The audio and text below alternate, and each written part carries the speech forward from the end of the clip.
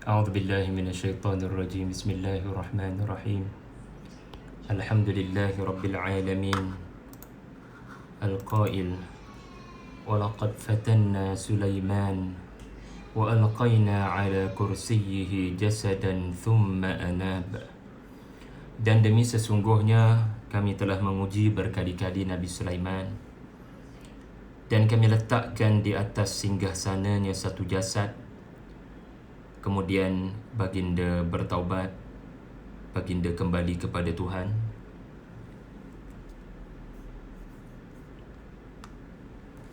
Qala rabbi ghafirli wa habli mulkan la yanbaghi li ahadin min ba'di innaka antal wahhab.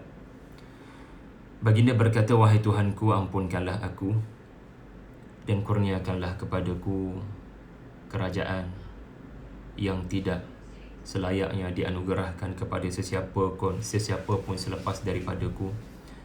Sesungguhnya engkau maha pemberi. Alhamdulillahirabbil alamin, wassalatu wassalamu ala rasulillah wa ala alihi wa sahbihi wa man tabi'ahu wa nasarahu wa jahada fillahi haqqa jihadihi, amma ba'd. Terima kasih kepada Cik Tia, terima kasih kepada Kak Rozi, terima kasih kepada seluruh tim Rumah Ngaji Negeri Johor. Terima kasih kepada hajah-hajah, makcik-makcik, akak-akak, abang-abang, tuan-tuan haji, adik-adik yang turut sama menonton pada petang ini. InsyaAllah pada petang ini kita akan terus berkenalan, menambah pengetahuan tentang kepribadian dan kepimpinan Nabi Sulaiman AS. Pada minggu lepas, kita telah memahami beberapa tafsir kepada perkataan jasadan. Satu jasad yang diletakkan di atas singgasana Nabi Sulaiman. Kalau boleh kita ulang kaji sedikit, ya, kita telah nyatakan pada minggu lepas ada 7 pendapat pada perkataan jasadan dalam surah Sad, surah yang ke-38, ayat yang ke-34, muka surat 455 Al-Quran. Ketujuh-tujuh pendapat ini saya suka nak kongsikan kerana setiap pendapat mengajar kita cara berinteraksi dengan Al-Quran. Pada minggu lepas, saya sudah sebutkan bagaimana pendapat yang pertama adalah pendapat riwayat Israiliyat. Bagaimana dikatakan jasadan berkenaan adalah iblis yang berjaya menyamar menjadi Nabi Sulaiman selepas memperdaya isterinya.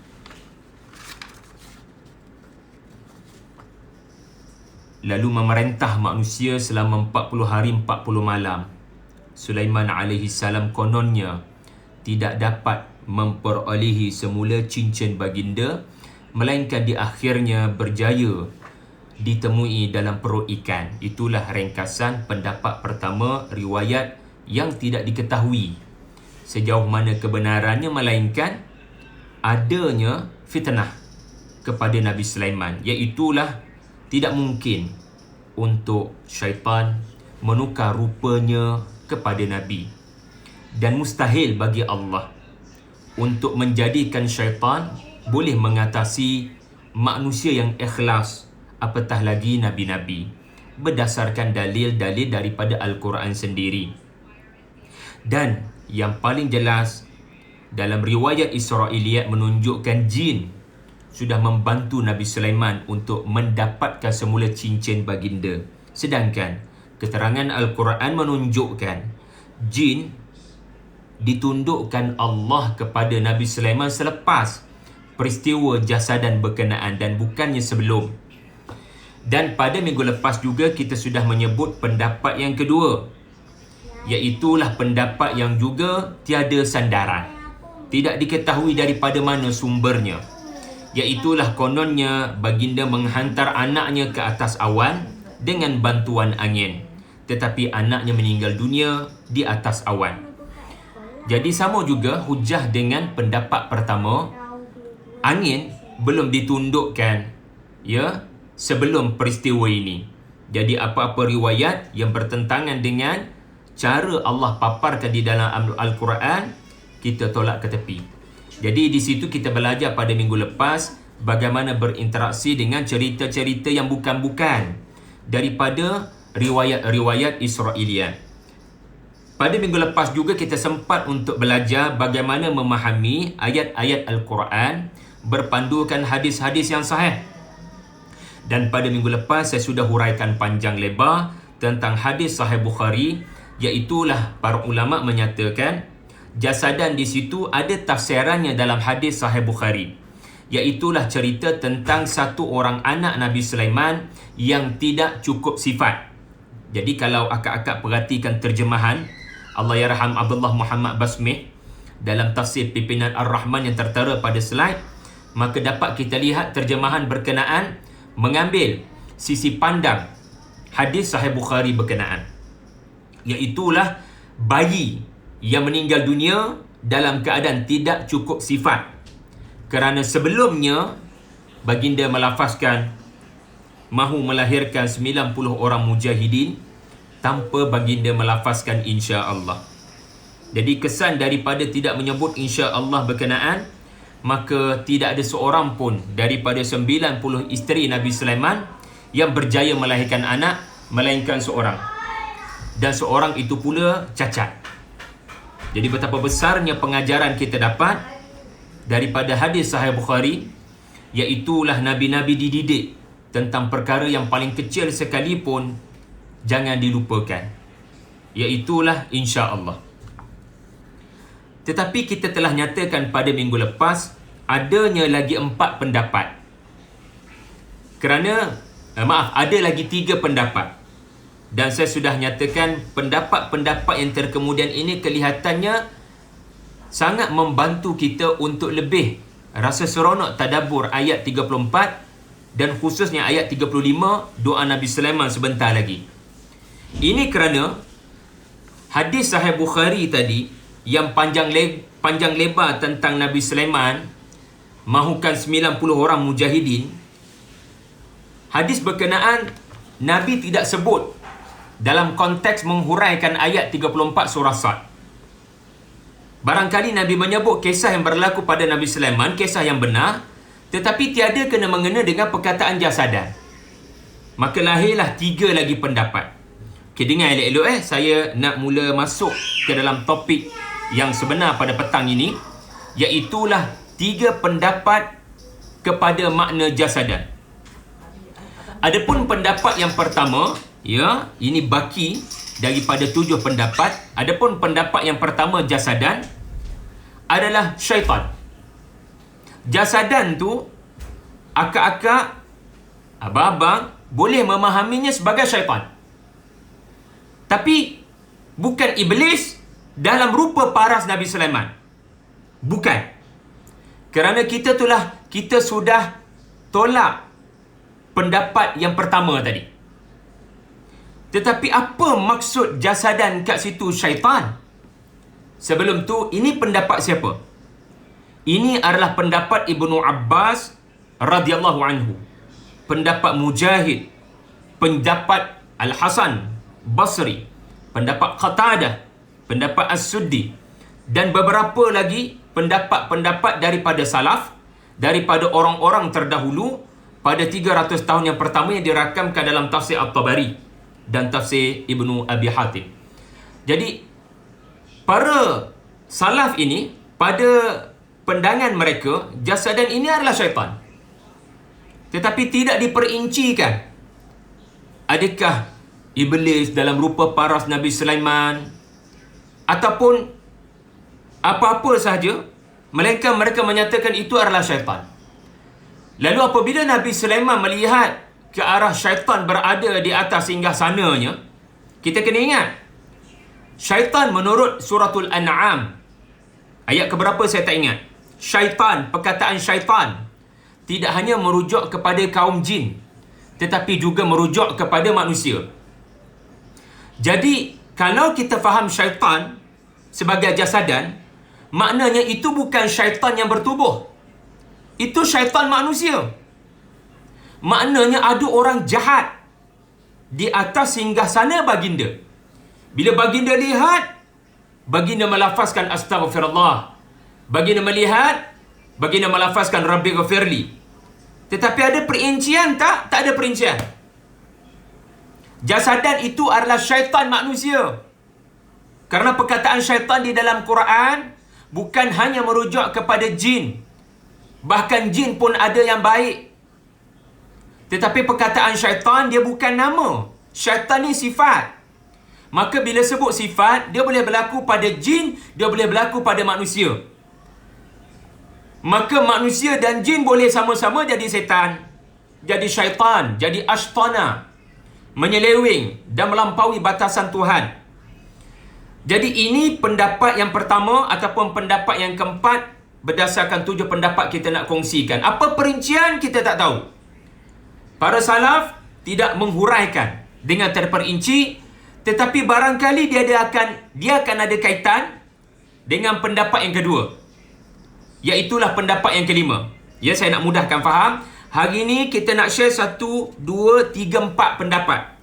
Saya tak nak pening-pening kepala ni. Kita nak share hari ni 4 pendapat berbaki. Saya akan membahasakan dengan pendapat pertama, pendapat kedua, pendapat ketiga, pendapat keempat. Iaitulah saki baki daripada yang lepas.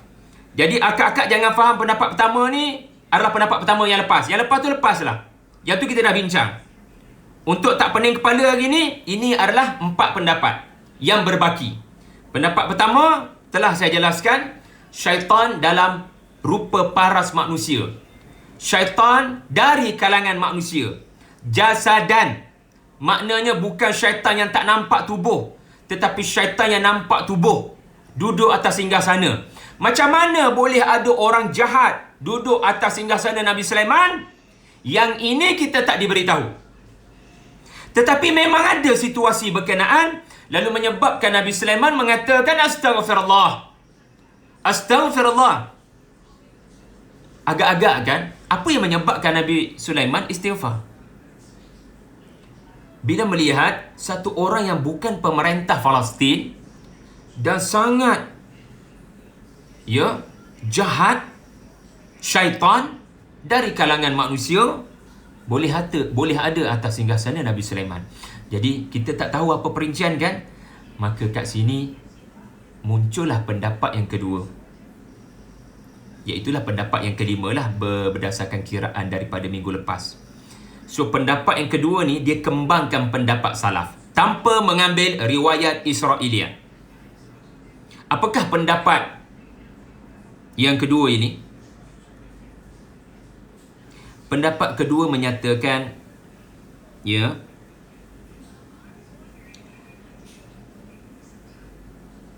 pemerintah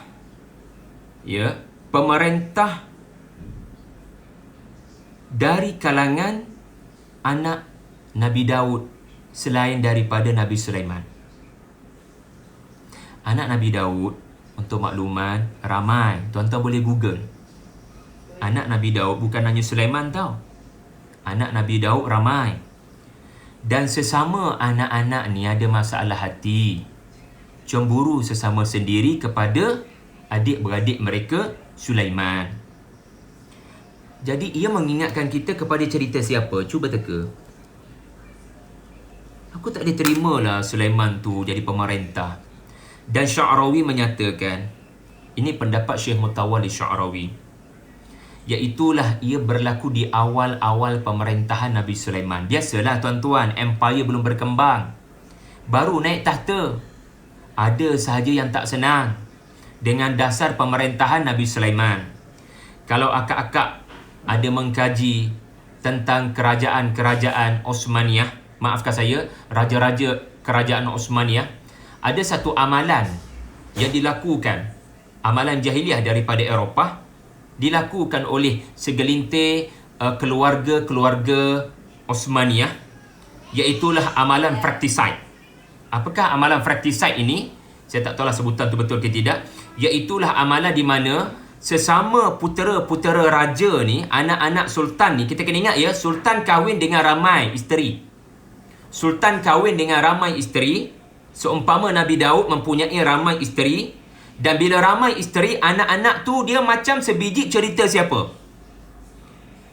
Betul, Nabi Yusuf anak mak ataupun anak isteri yang lain. Manakala 10 orang yang cemburu pada dia mempunyai mak yang lain, tetapi kesemuanya isteri Nabi Yaqub. Tetapi biasalah hubungan adik-beradik dengan hubungan adik-beradik tiri ni, kita tahulah mana yang lebih boleh menyebabkan dengki cemburu ni. Jadi dia boleh berlaku dalam adik-beradik tiri ni. Jadi fratricide adalah di mana anak kedua, anak ketiga mengatur untuk membunuh anak pertama calon untuk jadi Sultan Osmaniyah. Kalau anda boleh Google cerita Sultan Osmaniyah yang kelima, cerita Sultan Mehmed Chalabi. Mehmed Chalabi ni dia menyatukan balik kerajaan Osmaniyah selepas anak-anak Bayazid Sultan yang keempat ni bergaduh sesama sendiri nak tahta. Tak boleh. Kita tak boleh bagi tahta ni pada Mehmed Chalabi. Tahta ni lebih layak pada kita. Kalau dalam bahasa cerita Nabi Sulaiman, Sulaiman tak layak dapat tempat ni. Aku abang long. Kenapa dia yang dapat tahta ni? Sedangkan Nabi Daud menyerahkan tahta pada Nabi Sulaiman bukan hanya kerana Sulaiman tu anak dia. Kalau nak kata anak, dia ada ramai lagi isteri dan anak-anak tiri. Adik-beradik tiri. Tetapi Allah jelaskan pada kita kualiti Nabi Sulaiman sebagai pewaris tahta Nabi Daud. Seperti kita pernah bincang fafahamnaha Sulaiman. Seperti pernah kita bincang apa kata Allah dalam surah Semut, di mana Sulaiman sangat eager to learn, sangat nak belajar banyak daripada ayahnya Daud. Kat situ kita sudah boleh faham Sulaiman yang kelihatan bersungguh nak mewarisi tahta dengan kualiti wara' dan kualiti profesional si ayah. Jadi Sya'rawi punya pendapat, syaitan kat sini yang menurut pendapat salaf tadi dikembangkan jadi kepada anak-anak Nabi Daud selain daripada Sulaiman di awal pemerintahan Nabi Sulaiman yang melakukan kudeta. Pernah dengar tak perkataan kudeta? Guling raja ni. Jadi Nabi Sulaiman bila tengok ada pemerintah lain atas tahta dia terkejut. Tetapi Allah Ta'ala menggambarkan baginda bukan cepat-cepat pergi bunuh orang lain atas nama khalifah ni kena seorang. Tak boleh ada khalifah 2 orang. Tetapi Allah Ta'ala menerangkan sikap Nabi Sulaiman bila melihat ada pemerintah lain selain daripada dia kembali istighfar. Dia berdoa pada Allah bila melihat kejadian berkenaan, Rabbi ghafirli wa habli mulkan. Tuhan, aku tahu aku ada kelemahan. Ampunkanlah aku. Orang ni boleh duduk kat tempat aku mungkin kerana kelemahan aku. Maka kelemahan aku itu ampunkanlah aku. Dan wahai Allah. Lihat ayat 35. Jangan berikan kerajaan ini kepada selain daripada aku seperti dia. Sebab apa? Dia yang naik tahta, katakan pendapat Sya'rawi tadi, adik-beradik tiri dia satu orang, tak tahu siapa nama, saya tak sempat Google adik-beradik Nabi Sulaiman. Dia yang naik tahta ni, dia naik tahta atas dasar siapa? Siapa yang pilih dia jadi khalifah? Yang confirm bukan restu Nabi Daud yang sudah wafat. Ayah tak pilih pun dia jadi pemerintah sebab ayah lebih tahu tentang anak-anak. Sebiji macam cerita Nabi Yaqub. Kenapa Nabi Yaqub sayang pada Yusuf, memberi perhatian pada Yusuf? Bukanlah bermakna Nabi Yaqub tidak beri perhatian pada anak-anak abang-abang yang lain. Tetapi kerana pertama sekali Nabi Yusuf tu kecil lagi, ghulam. Dan abang-abang yang lain sudah besar dewasa. Tetapi yang kedua, kerana 10 anak baginda tidak pun diberitahu salah seorang menjadi Nabi. Dapat anak yang ke-11, dapat anak yang ke-12, baru Allah sudi beritahu anak yang ke-11 menjadi Nabi, mewarisi kenabian daripada Yaqub. Seronok Nabi Yaqub. Macam tu juga Nabi Daud. Anda tak boleh mengharapkan anak-anak anda semuanya jadi Nabi. Sebab kenabian bukan boleh diputuskan oleh AGN. Tetapi Allah memberitahu kepada Daud, dari kalangan ramai-ramai anak-anakmu, tahniah, Sulaiman menjadi Nabi. Dan Sulaiman itu menunjukkan minat yang mendalam dalam hal-hal pemerintahan siasah.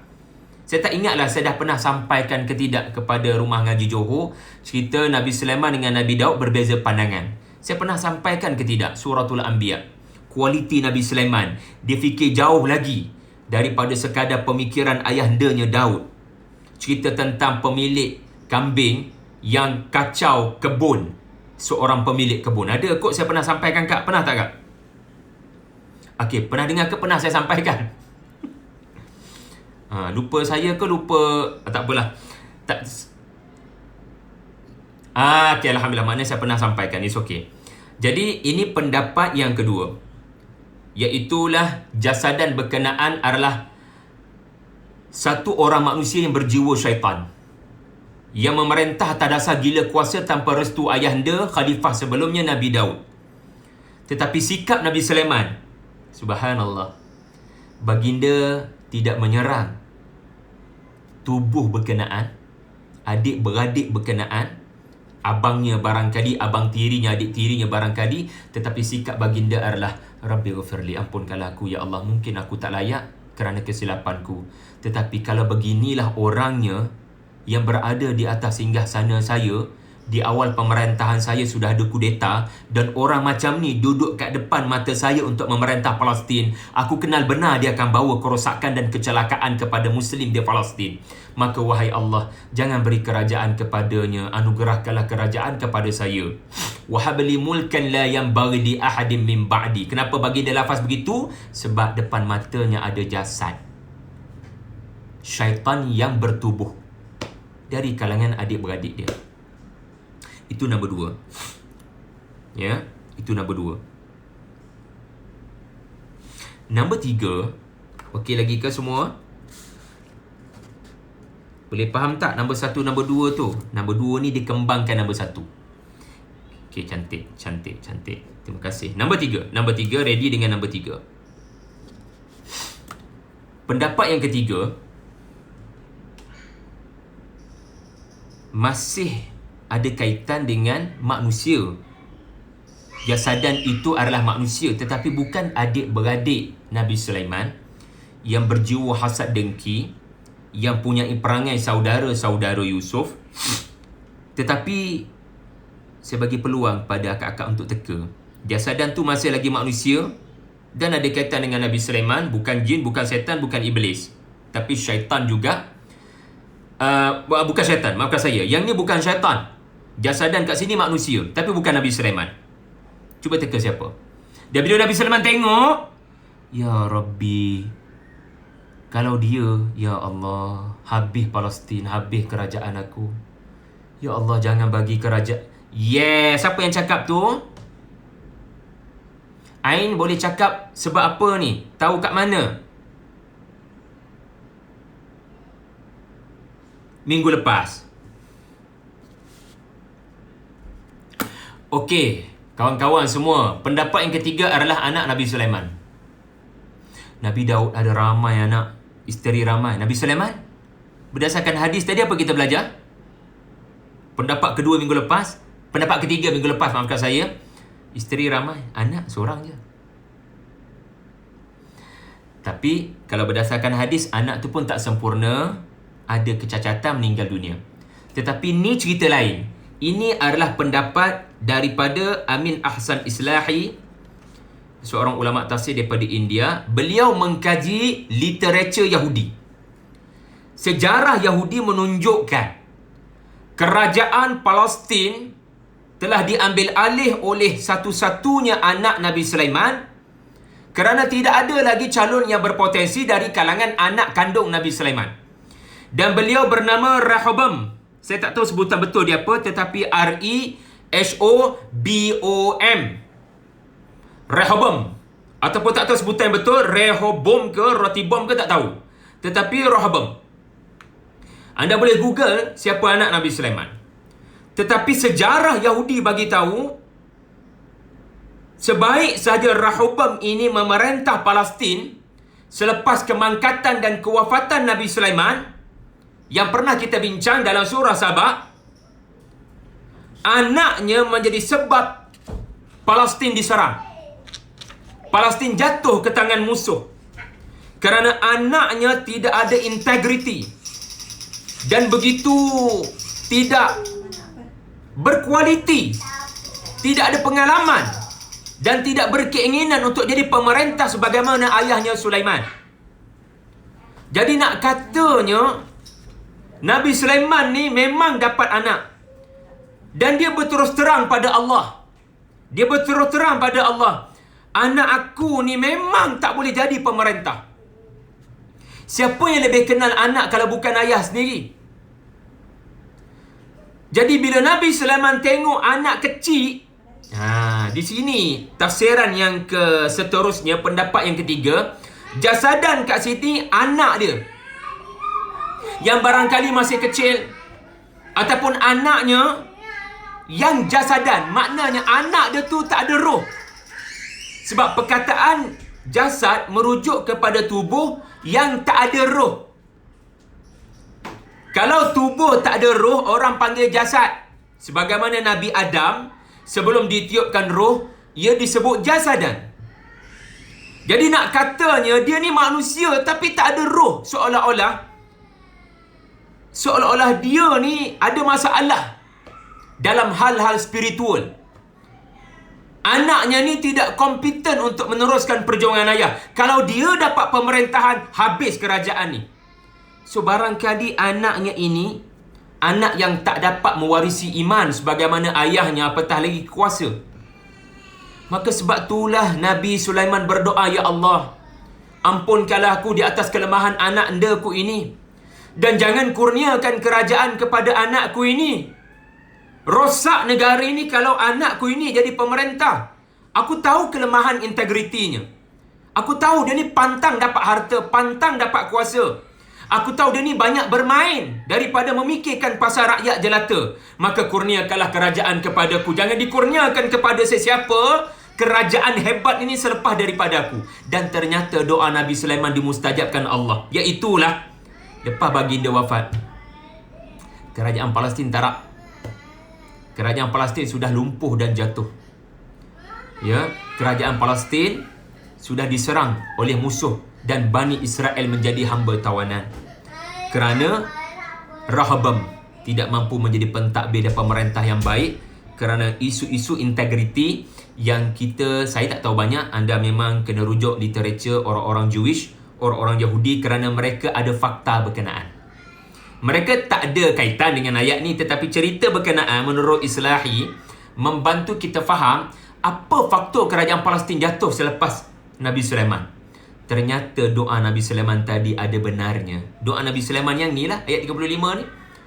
Sebab doa tu berbunyi, kurniakan aku kerajaan yang tak layak orang-orang selepas aku memperolehinya. Kalau orang selepas aku macam dia ni, anak aku ni, kalau dia dapat tahta ni, habis rosak binasa khilafah ni. Dan terbukti pun, Nabi Sulaiman selepas wafat, kerajaannya jatuh. Ya, dan Bani Israel menerima kehinaan akibat daripada mereka berpesta daripada kejatuhan dan kewafatan Nabi Sulaiman. Ya, okey, itu adalah pendapat yang ketiga. Apa pengajaran kita dapat daripada pendapat yang ketiga? Pendapat yang ketiga mengajar kita, anak ni, walaupun kamu pemerintah yang hebat, kamu seorang influencer, kamu seorang ustaz, kamu seorang ustazah, belum tentu dia akan jadi macam kita, apatah lagi lebih baik daripada kita. Allah Ta'ala menguji Nabi Nuh, salah seorang anak tidak beriman. Allah Ta'ala menguji siapa lagi? Anak-anak Nabi Yaqub yang pada awalnya bermasalah dengan Yusuf dan Nabi Yaqub sendiri. Anak Nabi Adam yang bernama Qabil menumpahkan darah, walhal ayah mereka penghuni syurga untuk tempoh yang lama. Siapa lagi? Anak yang tidak sehebat ayah, ataupun anak yang tidak beriman sebagaimana ayah. Siapa lagi yang akak-akak kenal, abang-abang kenal? Anak tu diharapkan dapat mewarisi kualiti ayah, tetapi mengecewakan. Ayah dah didik habis-habisan, tak jadi juga, kecewa ayah. Tetapi jangan salahkan anak. Ambil sikap Nabi Sulaiman, Rabbi ghafirli, Tuhan, apa salah saya, ampunkanlah saya. Ya, itu pendapat yang ketiga. Dan pendapat yang keempat serta terakhir, ya, pendapat yang keempat Ada 5 pendapat nampak gayanya hari ni, bukan 4. So kesemuanya ada 8. Saya asingkan poin yang seterusnya ni. Okey. Siapa boleh teka? Jasadan ni masih lagi manusia, bukan Nabi Sulaiman. Jasadan ni bukan anak Nabi Sulaiman dan bukan adik-beradik Nabi Sulaiman yang tiri tadi. Habis tu siapa? Cuba teka. Ini pendapat yang keempat. Dia adalah pendapat Ar-Razi bersama Ustaz Nu'man. Siapa yang cakap tu? Ain lagi, Masya Allah. Daripada mana tahu tu? Ustaz mana? Allahu Akbar. Okey, pendapat yang keempat. Siapa-siapa yang boleh buat peta minda ni, ya Allah tolonglah backup saya. Saya memang tak pandai buat peta-peta minda ni. Gabungkan 8 pendapat. Semuanya 8 pendapat daripada minggu lepas. 3 kita dah sentuh, 2 Israiliyat, 1 hadis sahih. Yang 5 ni adalah tafsir berra'i dia panggil. Dia berdasarkan ijtihad, berdasarkan munasabah ayat, berdasarkan literature orang-orang Yahudi. Yang keempat ni adalah Nabi Sulaiman sendiri. Ar-Razi kata jasadan kat situ adalah Nabi Sulaiman yang ditimpa kesakitan. Antara hujahnya adalah kerana cerita selepas Nabi Sulaiman dalam surah Sad cerita siapa? Cuba teka. Siapa cerita selepas Nabi Sulaiman dalam surah Sad muka surat 455 tu? Dengan soalan ni maka fahamlah saya pelajar-pelajar ada Quran ke tidak masa duduk dengar live ni. Bagus. Siapa tu? Hafsah, bagus Puan Hafsah. Maka kerana cerita sebentar lagi cerita orang sakit, maka difahami Nabi Sulaiman diuji Allah di mana fatanna berkali-kali baginda pernah sakit. Dan ada satu ketika alqaina, kami ketika Sulaiman sakit, dia tak larat nak pergi ke singgahsana. Dia patut berehat di atas katil, tetapi kami gagahkan dia. Kami kuatkan dia, alqaina. Kerana kami, dia ada kekuatan. Walaupun dia sakit, dia ada kekuatan untuk pergi pada singgahsananya dan meneruskan pemerintahan walau penuh keuzuran dan kesakitan. Dan sepanjang dia berada dalam keadaan sakit, dia memohon ampun kepada Allah. Rabbi ghafirli wa habli mulkan la yanbaghi li ahadin min ba'di innaka antal wahhab. Walaupun sakit, baginda kekal beristighfar. Pengajarannya, bila kita sakit, beristighfarkah kita? Dan bila kita sakit, adakah kita memikirkan pengganti begitu cepat atau kita masih lagi mahu melakukan kerja berkenaan dalam kadar yang termampu, tak nak bagi pada orang selagi saya boleh buat? Kalau betul-betul tak boleh buat, baru pas pada orang. Tetapi sikap Nabi Sulaiman, I must do it perfectly. Walaupun saya sakit, saya akan buat sedaya upaya dan dengan izin Allah. Wa alqaina, kami dengan kekuatan daripada kami, dengan kesungguhan azam yang kami campakkan dalam hati Nabi Sulaiman, maka baginda kekal berada di atas singgahsananya. Dan kalau anda masih ingat, Nabi Sulaiman wafat dalam keadaan apa? Dalam surah Sabah. Baginda wafat atas katil ke? Baginda wafat masa duduk atas singgahsana.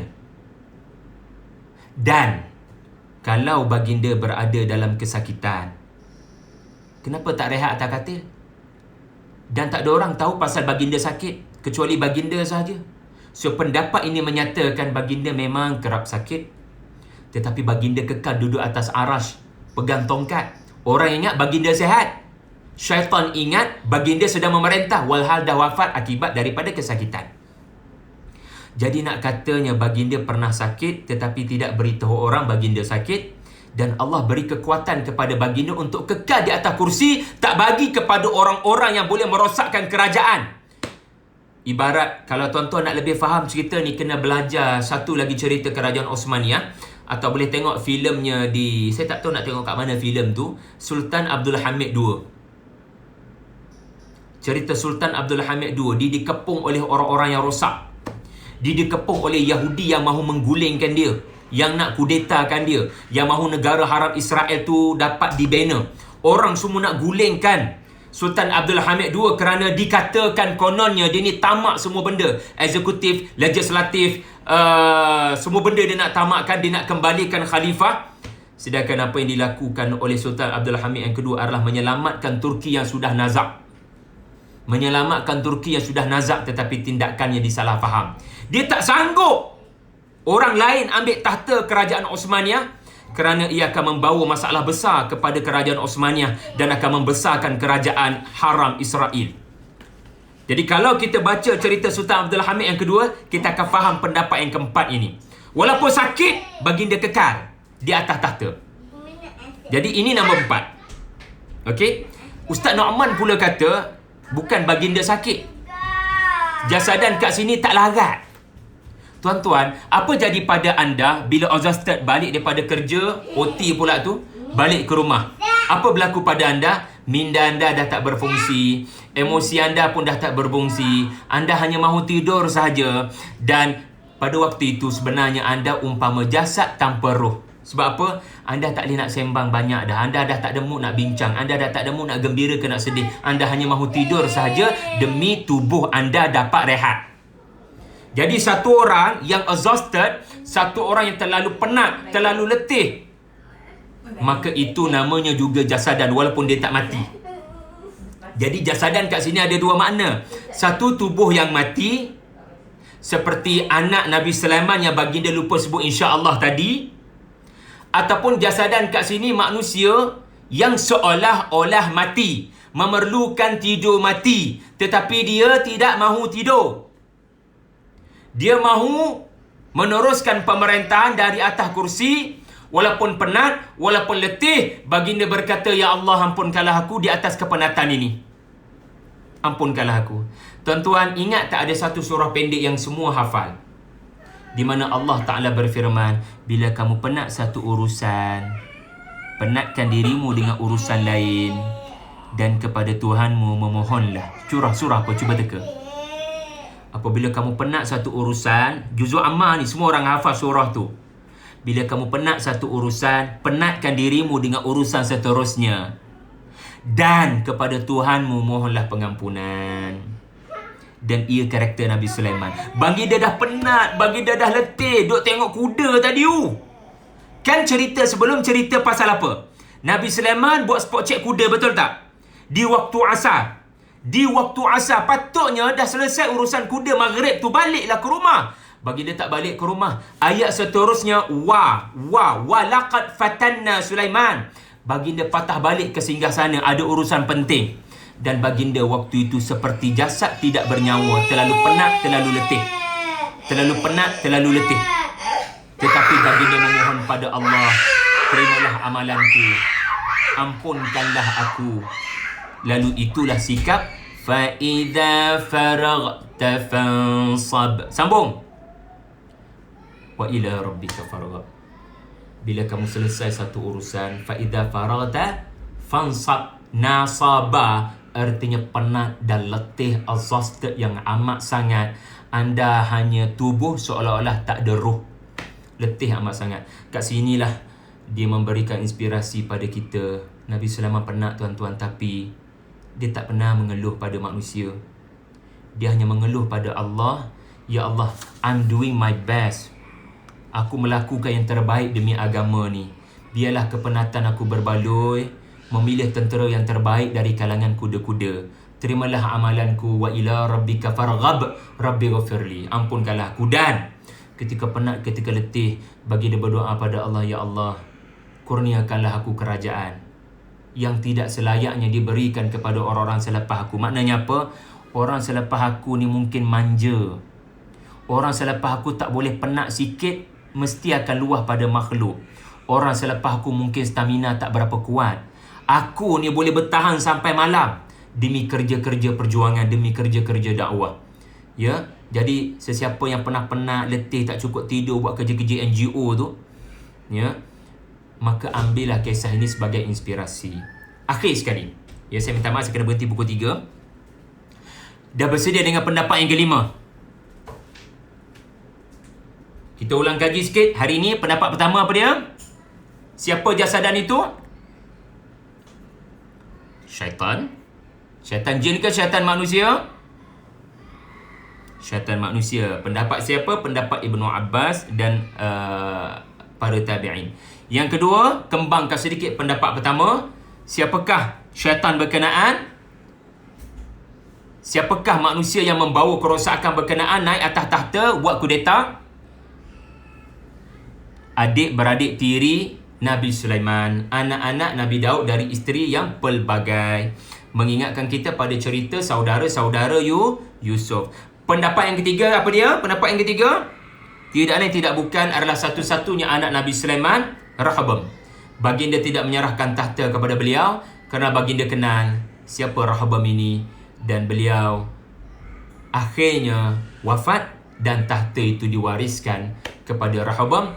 Ya, menteri, dikatakan menteri bagi tahta pada Rehoboam. Rehoboam sendiri tak nak memerintah, tetapi akhirnya itulah yang berlaku, kejatuhan kerajaan Palestin selepas kewafatan Nabi Sulaiman. Yang keempat, satu perkara yang sangat menarik kita belajar hari ini, jasadan di situ kemungkinan juga Nabi Sulaiman sendiri. Ini pendapat Ar-Razi, pendapat Ustaz Nu'man, ya, iaitulah jasadan tadi pertama dia sakit. Nabi Sulaiman sakit, tetapi dia masih gagahkan diri. Tetapi jasadan juga boleh bermakna bukan sakit, tetapi tak larat amat sangat. Amat-amat tak larat. Azaz tak buat kerja-kerja, nak berdakwah. Tetapi baginda tetap mengharapkan Allah, bagi aku tenaga. Bagi aku tenaga. Aku nak teruskan memerintah, ya Allah. Sebab tu jangan pelik tenaga Nabi Sulaiman. Saya dah bincangkan pada minggu lepas. Jangan kita guna logik untuk faham tenaga, stamina Nabi Sulaiman kerana satu malam 90 orang isteri. Anda nak guna logik bagaimana? Hadis Sahih Bukhari. Satu malam 90 orang isteri. Is that tidak memerlukan energi? Jadi jangan guna logik. Allah kurniakan tenaga pada Nabi Sulaiman, tenaga yang luar biasa, sampai walaupun orang lain dah penat, dah jadi jasadan, perlukan tidur, Nabi Sulaiman tetap berdoa pada Allah, luaskan kerajaanku ya Allah. Aku bersedia walaupun aku penat. Aku bersedia untuk meneruskan perjuangan ni. Kalau kita dah ada update Facebook, dah letih lah gini, nak rehat kejap, penat lah gini, ya, boleh tak ganti saya? Ya, kita bukan Nabi Sulaiman, tetapi sekurang-kurangnya kita kena ambil pengajaran. Ada orang sangat penat demi agama. Dan akhir sekali, pendapat yang kelima, juga pendapat yang boleh kita ambil kira, jasadan kat sini adalah berhala. Pendapat yang kelima menyatakan jasadan ini adalah berhala. Okey, berhala kat sini ia berdasarkan surah Taha ayat 77. Surah Taha ayat 77, Allah Ta'ala mention perkataan jasadan di dalam Al-Quran yang juga bermakna berhala. Fa'akhraja lahum 'ajlan jasadan lahu khuwar faqalu hadha ilahukum wa ilahu Musa fanasiya. Ungkapan siapa ni? Lalu dia telah mengeluarkan daripada timbunan emas berkenaan satu bentuk tubuh sapi betina. Lalu berkatalah mereka, inilah Tuhan kalian dan inilah Tuhan Musa yang dia sudah lupa. Siapa yang berjaya menjadi dalang kepada penyembahan patung lembu, anak lembu, sapi Bani Israel? Siapa yang menjadi dalang utama? Siapa nama dia? Murung dengan huruf S. Bukan Santa Claus. Siapa?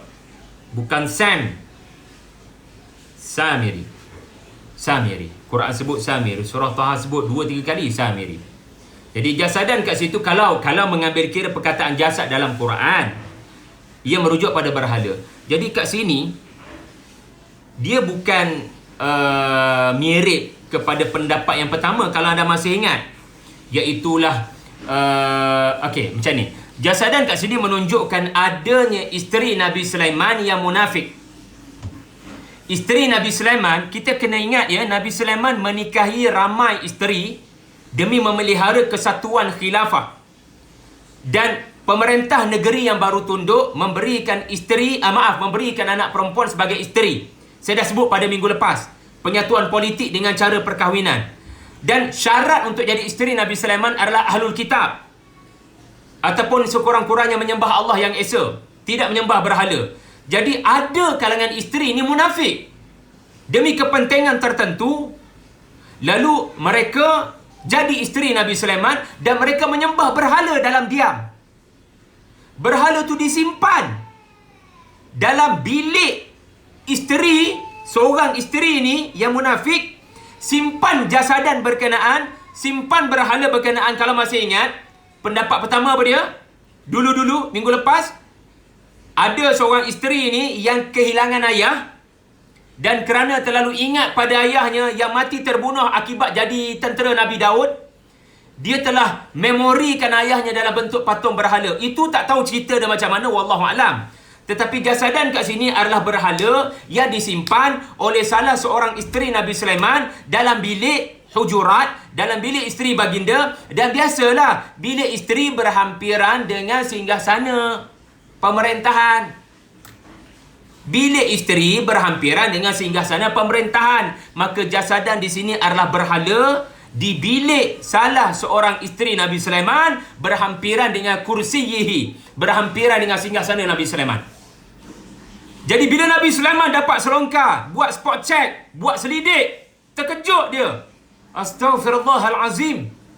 Ada isteri yang munafik menyembah berhala dalam diam. Thumma anab. Baginda beristighfar, memohon ampun pada Allah. Baginda menganggap itu bukan hanya sekadar kesalahan, kesilapan pada isteri, tetapi kesilapannya yang tidak teliti. Baginda istighfar dan memohon ampun atas musibah ini.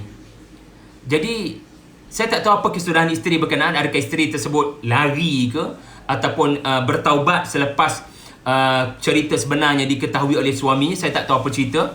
Tetapi kat sini kita belajar satu benda. Ada tak nabi-nabi yang isteri tidak beriman? Ada tak isteri nabi-nabi yang khianat, yang munafik dalam diam? Anda beritahu saya. Yes, Suratul Tahrim, isteri Nabi Nuh. Suratul Tahrim, isteri Nabi Lut.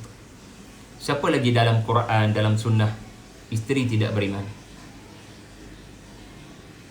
Isteri tidak beriman selepas perjuangan begitu lama dilakukan, akhirnya isteri tak beriman pun. Kita tak tahulah yang lain-lain tu, tetapi yang jelas apa yang berlaku kepada isteri Nabi Sulaiman seorang ini mirip apa yang berlaku kepada isteri Nuh dan isteri Lut. Jadi itulah 5 pendapat yang saya kira 5 pendapat ini semuanya ada asas belaka, ya. Semuanya ada asas belaka, bukan 5 lah, ya. 6 pendapat ada asas, 2 tak ada asas. 2 kita tolak ke tepi sebab Israiliyat yang dalam kategori bertentangan dengan ruh Al-Quran. Jadi siapa-siapa yang free itu buatlah peterminda kepada 8 pendapat ini dengan premis yang perlu kita letak. Ditolak, ditolak, diterima, diterima, diterima. Mana yang paling kuat, anda pilihlah. Ya, bagi saya semua pendapat kuat dan memberikan pengajaran. Jadi hebat Quran kan? Satu perkataan saja macam-macam pelbagai pendapat yang boleh memberikan kita kekuatan. Contoh bila kita penat kan, bila kita letih kan buat kerja kan, maka pendapat mana kita akan ambil bila kita baca jasadan? Kita baca ayat yang sama, tetapi situasi kita berbeza, kita penat. Contoh, isteri tidak beriman, suami tidak beriman, maka jasadan waktu itu kita ambil pula perspektif yang lain pula tadi kan. Contoh lain, anak tidak serupa yang kita nak, kita sedih dengan kualiti anak kita, maka kita baca ayat yang sama yang menyebabkan kita kena istighfar pada diri kita, bukan cepat-cepat menyalahkan anak. Jadi apa situasi anda menentukan bagaimana cara anda melihat perkataan jasadan berkenaan. Kaedahnya adalah bila Allah tidak spesifikkan jasadan berkenaan, maka ia masih terbuka kepada pelbagai tafsiran. Sebagai pelajar-pelajar kepada Al-Quran, saya dah sebut minggu lepas makna ngaji, di mana kita jangan cepat berkonflik dan bergaduh dengan orang lain yang ada pendapat berbeza. Asalkan 6 pendapat itu semuanya ada asas belaka. Semuanya ada asas hormati. Semuanya ada sandaran yang kuat masing-masing, insya-Allah. Jadi ada apa-apa soalan tak akak-akak? Abang-abang, Kaibaha, kalau ada soalan?